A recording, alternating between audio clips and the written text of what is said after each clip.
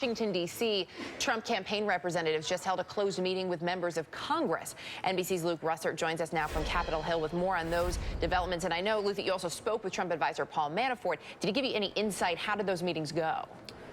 Well, he told me they were very positive, and that at the first meeting of this sort over the last few weeks, there was about 8 members of Congress who had supported Trump that showed up. Today, it was 16. So after the big night that Trump had on Tuesday, it doubled.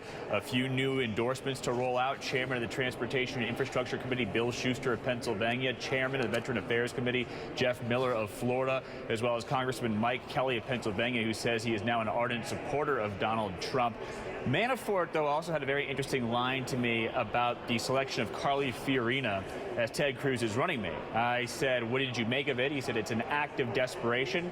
But then he said that it was a very odd move from Ted Cruz ahead of the Indiana primary because Fiorina, at her time at Hewlett-Packard, was the quote-unquote, according to Manafort, queen of outsourcing. I suspect you'll hear that line from candidate Trump in Indiana through the duration of the time he's there until Tuesday. Other interesting things talked about in this meeting with members of Congress, where they were in the delegate count. As Casey mentioned, even if they don't pull out Indiana completely, they still have a very good chance when they go out west to California. The other states still left, like New Jersey, they think they can win there. And also, this idea that the nomination of Donald Trump is inevitable. So if you're a member of Congress, it's time to get on board.